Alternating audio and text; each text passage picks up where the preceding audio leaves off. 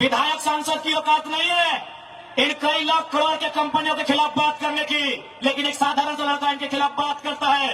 हो सकता है हमारी हत्या होगी। बहुत दिन तक डर के रहे, बहुत दिन तक डर के रहे। कत्ल होगा, शहादत होगी निर्मल महतो की, शहादत होगी सुनील महतो की, और टाटा में असिस्टेंट जीएम के पद पर काम करेगी एसएस की पत्नी। हम सवाल करेंगे, ये सवाल करने का हमको आते। उसका बाप का जमीन है क्या? 20,000 नहीं, 20 पैसा नहीं मिलेगा, 20 पैसा नहीं मिलेगा। बीडीओ का बाप का जमीन है, सीओ का बाप का जमीन है क्या?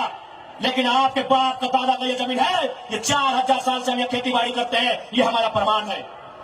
बिल्कुल सवाल होगा। जबकि मुझे बहुत सारे लोगों ने कहा कि आप फ्यूचर के लीडर हैं झारखंड का, आप झारखंड का भविष्य हैं, आप अच्छा बात बोलते हैं, आप अच्छे हैं भी, लेकिन कोशिश कीजिएगा कि कोल कंपनियों के खिलाफ मत बोलिएगा, टाटा वेदांता बिरला के खिलाफ मत बोलिएगा, ये बड़ी हस्ती है। तो हम भी कह दें कि अगर आप बड़ी हस्ती हैं तो याद रखिएगा उस बस्ती को हमारी हस्ती के कारण आप टिके हैं। जी हाँ, ये बातें हमारे सामने आई कि आप और बिल्कुल इतिहास गवाह है।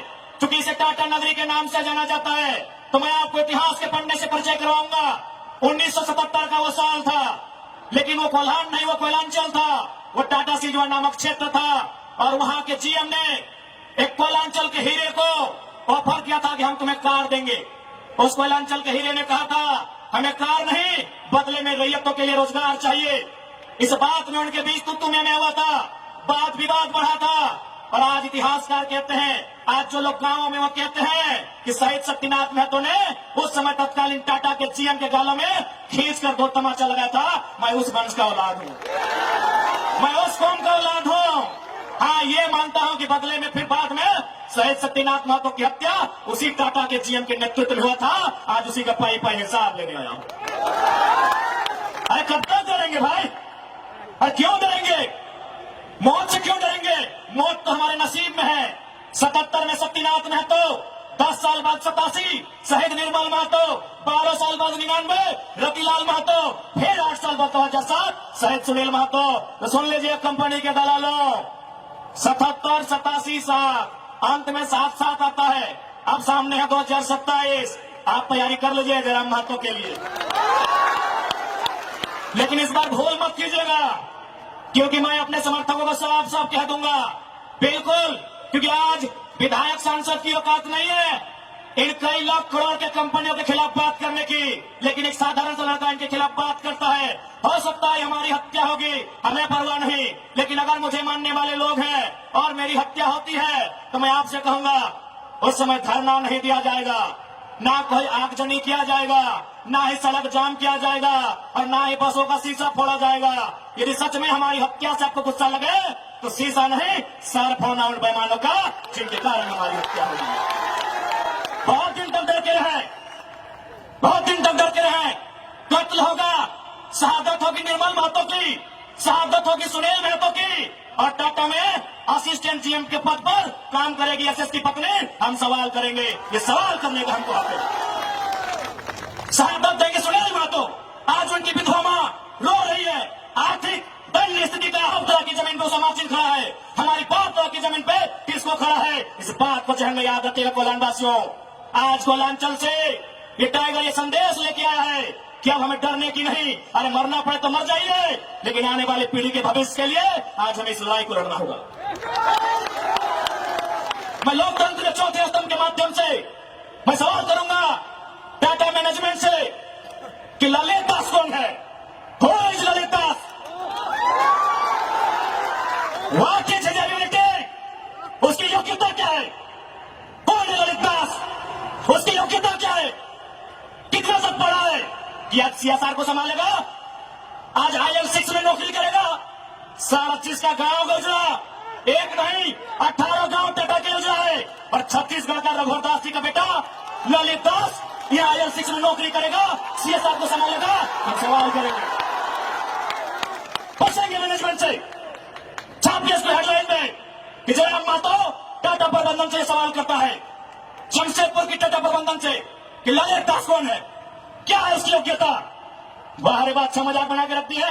कत्ल होगा हमारा, लहू बहेगा हमारा, हमारी लहू से स्वर्णरेखा की नदी लाल होगी, हमारी और ललित असमाल अमाल होगा, हम सवाल भी करेंगे और बवाल भी करेंगे। इस बात को लिख लीजिए। आइए सामने टाटा के प्रबंधन और हमें उत्तर दीजिए कि ललित दास कौन है, क्या है उसकी योग्यता। पूर्व मुख्यमंत्री का बेटा होना योग्यता है या वर्तमान राज्यपाल का बेटा होना योग्यता है? क्या यह योग्यता कहा जाएगा भारत एक संवैधानिक राष्ट्र है? क्या बाप के दौड़ने के बदले बेटे दौड़ों का बढ़ेगा? बाप के दौड़ से बेटे दौड़ों का बढ़ेगा? बाप एग्जाम पास करेगा, बेटा टीचर बढ़ेगा? तो पूर्व मुख्यमंत्री है चाहे वर्तमान राज्यपाल है, ललित दास कौन है, हमको हिसाब किताब चाहिए। आज ना ये चुनावी भाषण देने आए हैं, न राजनीति की बात करने आए हैं। एक संदेश लेके आए हैं कि कोयलांचल और कोल्हान के लोगों, हम दो हमारे दो नहीं। बिल्कुल इस भ्रम में मत रहिए, हम दो हमारे दो नहीं। तीसरा पैदा कीजिए, उसको निर्मल महत्व बनाइए, उसको हथियार से लेस कीजिए। अरे कैसे लड़ेंगे आप इनसे? 20 लाख करोड़ की प्रॉपर्टी है इनकी, आप ऐसे लोगों से लड़ पाएंगे? आपका टीचर बेटा लड़ पाएगा? आपका वकील बेटा इनसे लड़ पाएगा? आपका डॉक्टर बेटा इनसे लड़ पाएगा? इसलिए आज कोल्हान और कोयलांचल, हम दो हमारे दो नहीं। तीसरा पैदा कीजिए, उसको निर्मल बनाइए और उन पैमानों से युद्ध के लिए तैयार कीजिए। आपको बचाने कोई नहीं लाएगा। अरे आप किससे उम्मीद करते हैं? एसएसपी, आपको जानकारी होना चाहिए, एसएसपी टाटा का साथ देते हैं। हिंदू मुस्लिम का राइट होता है, 44 मुसलमानों की दुकान तोड़ी जाती है, उस समय धारा 144 होता है, लेकिन टाटा रातों रात रोड बनाता है, धारा 144 से कहीं जिक्र नहीं होता है। आपकी सुरक्षा कौन करेगा बताइए? कौन करेगा आपकी सुरक्षा? ये हम आप बताइए हमें, कौन करेगा आपकी सुरक्षा? आज ये डोबो का वीडियो किसी हो, कोई डोबो का सीओ है, पहले मैं कहना चाहूंगा यहाँ बहुत सारे पुलिसकर्मी हैं जो ईमानदार हैं, उनको नमस्कार है। आईएएस रहे चाहे आईपीएस रहे, जो ईमानदार है उनको नमस्कार है। अगर कंपनी में भी ईमानदार लोग हैं तो ईमानदार है, उनको नमस्कार है। लेकिन सुनने में आया है कि डोबो का सीओ 20,000 रुपया प्रति एकड़ अपने बाप का जमीन मोटेशन करवाने के नाम पे मांगता है। ऐसे सीओ को जो डोबो का सुनने में आया है, उसको तो हम होने में लेकर डुबा दीजिए। इस बात को हम चुने ठोक के कहेंगे। अरे अब तो दुनिया के वैज्ञानिक मान रहे हैं कि सबसे पहला इंसान सिंहभूम से निकला था। आप गर्व कीजिए अपने इतिहास पर, आप गर्व कीजिए अपने इतिहास पर।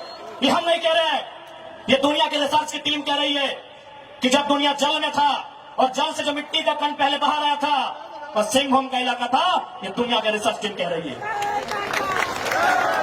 यानी ये जमीन हमारी है, ये भूमि हमारी है, और आज यहाँ हम बेगाने बन के बैठे हैं। आज यहाँ हम दर बदर की ठोकरें खा रहे हैं। आज हमारे यहाँ कत्ल किया जा रहा है और एकदम साल 10 साल किया जा रहा है। 77 में, 87 में, 97 में, 7 में एकदम कंटिन्यूली हमारा कत्ल किया जा रहा है। और आज हम हाथ धर के बैठे हैं। आज हम कहना चाहेंगे, आज बिल्कुल अगर हम होते हैं निर्मल दा के समय, यदि हम होते सुनील दा के समय, कसम से आंख से आंसू नहीं बहाते, कसम से आंख से आंसू नहीं बहाते। उनकी मौत के साथ साथ और 100 लोगों को मरने के लिए तैयार करते हैं और आंख से आंसू नहीं, उनको नदी में बहाते हैं जो उनकी मौत का कारण बने थे। हमने आंख से आंसू बहाया, हमने अनाथों जैसा अनुभव किया कि हमारे लीडर चले गए। अब रोने का समय नहीं है, अब बिलखने का समय नहीं है, इंतकाम का समय है। क्योंकि आने वाला 20 साल बाद आने वाली पीढ़ी ना वो निर्मल दा को पढ़ने का समय जुटा पाएगी, ना वो बिरसा मुंडा को पढ़ने का समय जुटा पाएगी, ना वो शेख भिखारी को पढ़ने का समय जुटा पाएगी। आने वाली पीढ़ी सवाल भी नहीं कर पाएगी। इसलिए आज आपको अपने हर एक घर से, हर एक परिवार से एक एक औलाद को, चाहे बेटा या बेटी रहे, एक एक औलाद को फौलाद बनाना होगा। ये आज मैं कोल्हान वासियों को कहना चाहूंगा।